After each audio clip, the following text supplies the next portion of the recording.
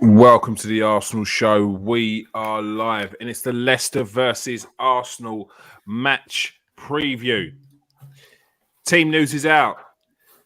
We're going to have to wait until tomorrow, it seems, to see whether Ben White is actually going to be fit for the matchup against Leicester. Jamie Vardy looks like he's back. Trouble for Arsenal. He's one that's is a massive thorn in Arsenal's side. I think he's pretty much scored in every game he's played against Arsenal the last 3 or 4 times. Before we go on, I'm joined by my co-host today, Steve K. How you doing, Steve? Yeah, you do, mate. Yep. Looking forward to tomorrow.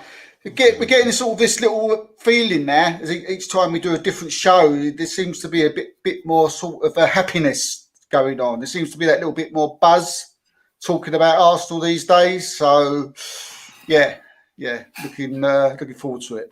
That's good. That's what I want to hear.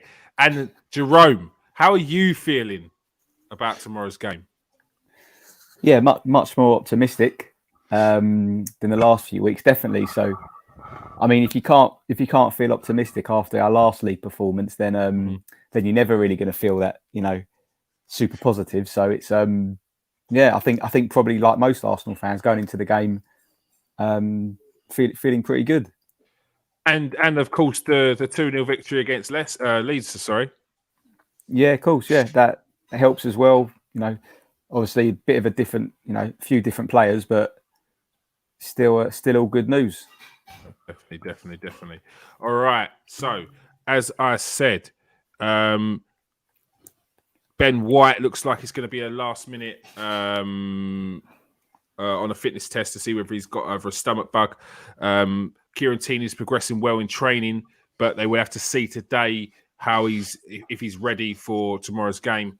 They're going to assess him on the day, and yep, it seems like that is it for team news.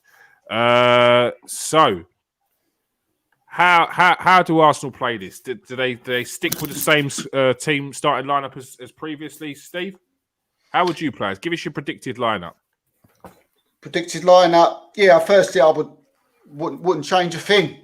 I would keep exactly how it was against Aston Villa, barring injuries and Ben White. And I think I've just seen on Sky just now that there's a couple of others as well that could be out. But as far as Savard is going, I'd play him anyway, even if Tierney was fit.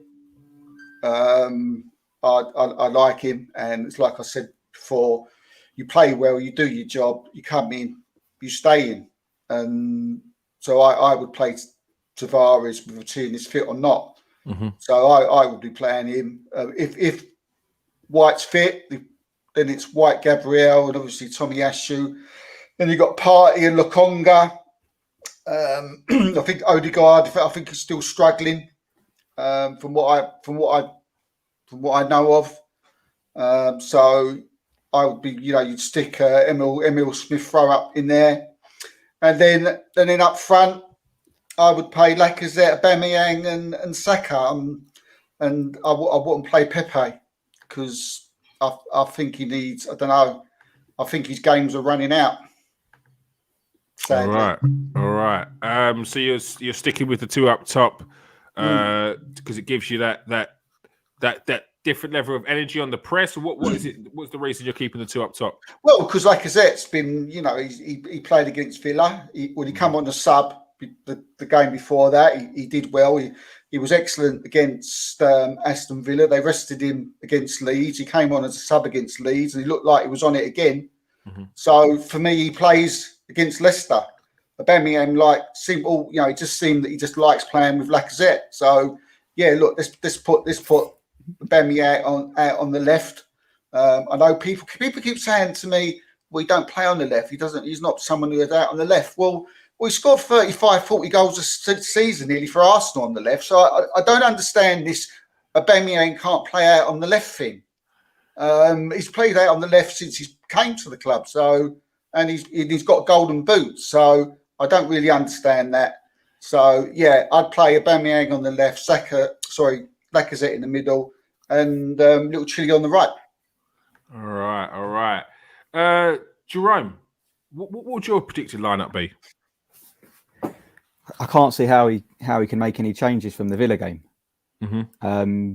I think it's going to be exactly the same. Yeah. I'm hoping that Ben White will have recovered in time. If Tierney, if there's any doubt at all over Tierney, then the way Tavares played, stick with him. It's not as if, sometimes if you've got a left back or a second choice left back that is miles away from the first one in terms of quality, then you sort of do everything you can to maybe rush the quality one back. But he had such a good game, Tavares, that I think you should stick with him. So yeah, for me, I'd be very surprised if he makes any changes to that team that beat Villa. What is it about the Villa game that you want to be taken into the Leicester game that they could definitely take into that game? So I think having Smith Rowe and Saka on the left and right respectively, I think that's the future going forward. I think with Aubameyang down the middle with Lacazette supporting him, I think, like Steve said, you get the best out of Aubameyang when he's got someone really close to him and can support him. Sometimes if you play a number 10, you can sometimes have Aubameyang up front isolated, and like we've said before, he doesn't get involved, and sometimes that is because he hasn't got any support really. The wingers are, like when Pepe plays, he's out on the wing. Mm-hmm. It's very rare you see like Pepe and Aubameyang. When Pepe's on the right and Aubameyang's in the middle, then it doesn't happen. They're miles apart. So when Lacazette's there, he can support him. And because Saka and Smith, or definitely Smith Rowe, is not, you wouldn't call him as an out and out winger. Yeah.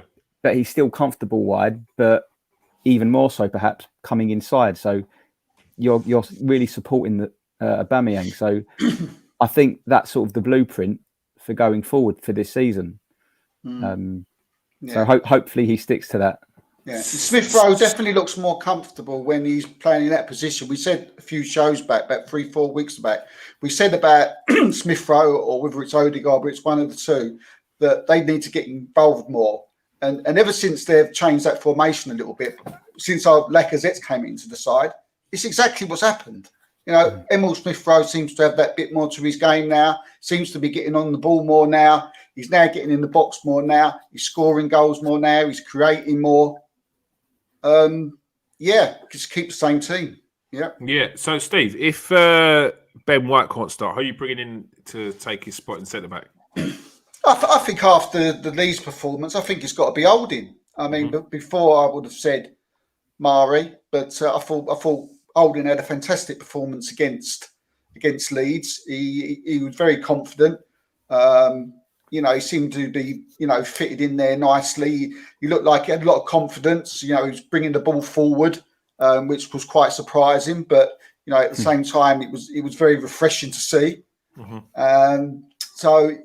For me, Kieran, Holding. I wouldn't be before. I was a bit worried about playing Holding, but no, as long as he can do that same type of performance that he did against Leeds, then I wouldn't have no problems in playing there at all. Yeah, Jerome, carrying on with Holding there, do you think he's been watching Ben White in training and taking a few notes? Yeah, he took a leaf out of his book, didn't he? He'd done a few of them. It wasn't just a one-off. I thought it was Ben White doing it. I was like, is that Ben White? Look, that's what happens. Get back. That's what happens when you've got decent players. Then it's going to influence the players around the other players, isn't it? And so, would Holding be doing that if, I don't know, Socrates was our centre back still? He wouldn't at all. No. So it's that. It's like an old-fashioned saying, isn't it? Like when you're playing with better players, you become better. Yeah. And that's an excellent point. Yeah. It's a good, and that's just a prime example. Just a small little one-off thing that we've noticed with Holding bringing the ball out of defence. But that's obviously Ben White's. That's influenced it, and that's only good for Arsenal. I don't think that's the only one that's done it though. If you think about other little players that have started to bring other little things into his game, I'm seeing Saka do tricks now. I'm seeing Saka do drop skills. Saka was a very direct player. he gets the ball, he runs down the wing, he tries to cut back, and he crosses it in. That was his game. So when people were like, "Oh, this kid's a world beat," it was like, no, he's good, and he could be good, but how high is his bar? Now I'm seeing him slow the ball down, slow himself down, then hit a bit of pace, drop a shoulder, drop a little bit of skill, and it's like, oh no, he's got another dimension to his game now. He's got to have learned it off of other people. Now, Pepe may not be doing it on the pitch, but he's definitely got to be an influence when you're talking about dropping skills in training and bringing that into a game. So I think that is definitely happening, and long may it continue. There we go. With Holding, you know, you're just saying. I mean, he has got so many much better defenders. You think like the quality of what he had, say, 6 months or maybe a year ago, to the quality of defenders now. You know, you got them around. You've already said it, Cam. I'm only repeating. He's got to up his game. Yeah. He's got to up his game, and again, let's not forget, you know, about Aaron Ramsdale. I mean, having a goalkeeper, having like that behind you would also give you more confidence. You know, people seem to forget sometimes about the goalkeeper as being part of the defence. They tend to look at the left back, the right back, and the two centre halves. But you know, having a goalkeeper like Aaron Ramsdale also would give Holding that confidence to come forward that bit more. Spot on, and it's not just confidence that you would be giving with a goalkeeper like Aaron Ramsdale will give you. It will give you, in a different way, assurances that you're doing the right thing, and assurances that, and he will also put you in places. He will tell you to go places. He will tell you to be there. He will make sure you're there. So where he commands his own area, he wants that same sort of discipline with his defenders in front, and they will know when they're playing with Aaron. You can't do them. You might not be able to do them other things before because you're gonna get a rollicking, and those little things make a difference. Those little things will stop people from making those mistakes in future. So, there's a lot of good influences happening in the team, mate, and not necessarily with the players that are always on the pitch as well. All right, let's get on to key player. Who would your key player be? We'll start with you, Steve. Who would your key player be tomorrow, based on the predictive line that you've given? I mean, look, we've just bigged Arsenal up, and you know they totally deserve what we've, you know, bigging them up. But let's not take it. You know, tomorrow's going to be an absolute very, very hard game. You know, Leicester are a very, very good team, and you know, it's a bit 50-50. We've gone there in the past and got results, but again, at the same time, they're beating us as well. But I still think our defence is going to have another good game tomorrow. You know, if you've got players like Vardy, I mean, would he play or won't he play? I don't know. But even if he doesn't play, you know, you've got Patson Daka, who would take his place, and he would cause our defence, you know, an immense amount of problems. So, again, I'm going to, obviously, with Ben White, not sure whether he's going to play or not. I think if Ben White doesn't play, which it doesn't look like he's going to, I think Holding's got to have a massive game tomorrow, a very big game. You know I keep seeming to be picking the defenders all the time when I'm asked who the key man is. Yeah, but it got good reason. Like, we're playing against Jamie Vardy tomorrow. Yeah, like, I hate playing against him, but I love him as a player. I think he's quality.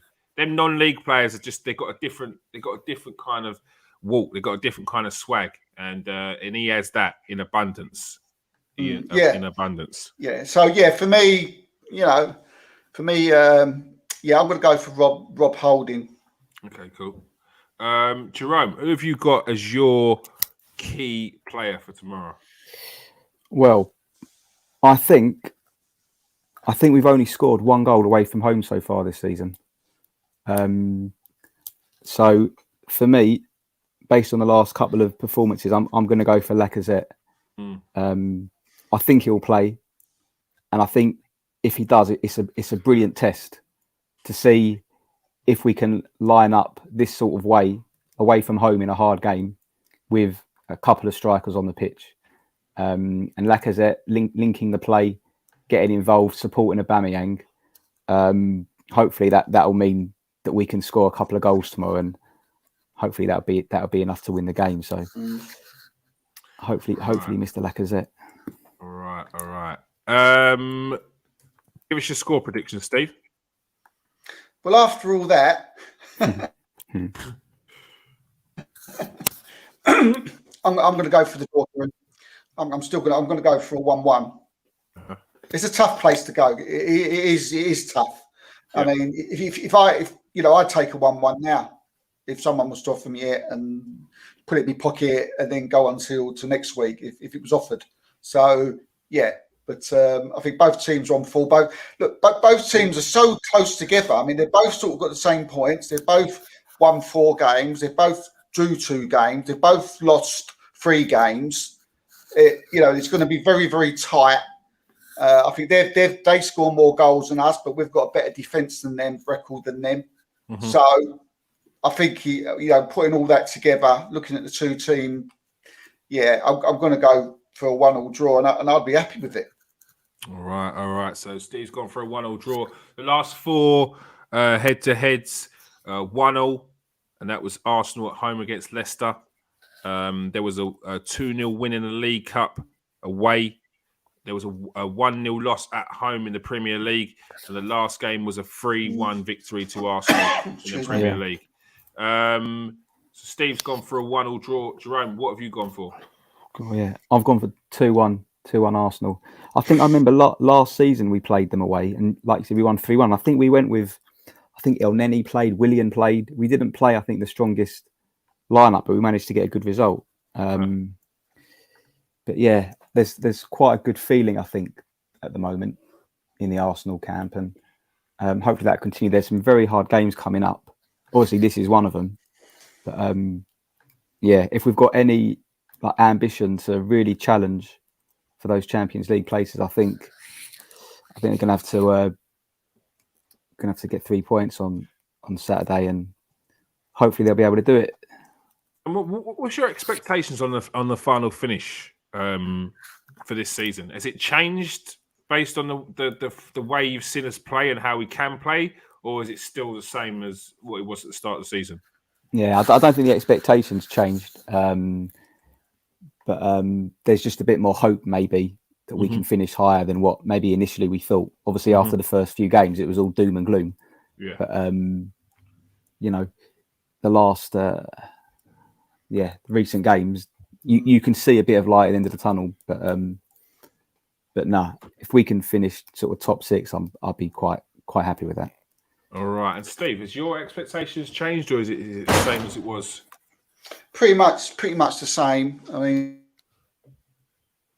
I predicted that we would finish 7th on our prediction show, and so getting a European place, getting a Europa League place, I think that's the best we can get. But maybe we can get into that spot now. We can sort of try and get an absolute get not get in that Europa Conference League and give that an elbow, and we may be able to get with a little bit more confidence from what I'm seeing. We may be able to get into the finish 6th like that. We're not getting no Champions League. I've seen people talk about Champions League. I just can't see that. But yeah, we as long as we get in Europe, I'll be happy, and that'll be a decent season for Arsenal. Yeah, Arsenal definitely don't want that Conference League. That's starting. We'll be starting to start in the first round next week, mate. Things are horrible. Things are rough. But last year we was praying that we'd get that. Conference League. No, our sixth spot. I'll be up. My expectations this season was just to get into Europa League. This sounds mad because a few years ago we've been laughing at playing Europa League, but. No, you realise how important Europe is. It's important to players seeing your team progress and be in amongst that. So, yeah, Europe is needed. I will happily take the Europa League, any position it will take. But it has to be through the league, I think. It can't be through a cup. A cup would be a bonus. League, it shows that you're actually progressing and showing consistency. Yeah. I predicted Arsenal to win the League Cup as well, but I'll take that. Happy days. I'll take that. I think you get Conference League. But there's some teams in it. There's some teams in it. Who do you want in the next round? Yeah. Sunderland at home, I think. Hey, I wish I would have said it because I was going to say Sunderland as well. Oh, mate. Johnson's been talking too much smack talk. I don't like it. Trying to banter us. Don't. It wound me up. It wound me up. We have to get, I didn't we think I have was to get like Tom that. on for the preview, wouldn't we? We have to get Tom White on for the preview. I had to keep it PG for that. All right, people. Thank you very much for joining us today. Steve's gone for a 1-1 draw, which wouldn't be a bad result away from home at Leicester. But Jerome has doubled down. He's gone for a 2-1 victory for Arsenal. Give us your score predictions. Give us your predicted lineup in the comment section after the show. Make sure you hit that like and subscribe. If you didn't watch Rohan Ricketts on the last show, go and have a little watch. It was more about football than it was about Man United and Tottenham. It was about football. So if you like a football chat, go and have a watch. And yeah, we're going to be getting him on this show as well. Definitely. No chance he's going to come on that and not come on this. He was very, very good. All right. Thank you for joining us today, Steve. Cheers, mate. Thanks, Kieran. All right. And thank you for joining us today, Jerome. Pleasure. Cheers. All right. Peace out, people. Stay safe and wash your hands.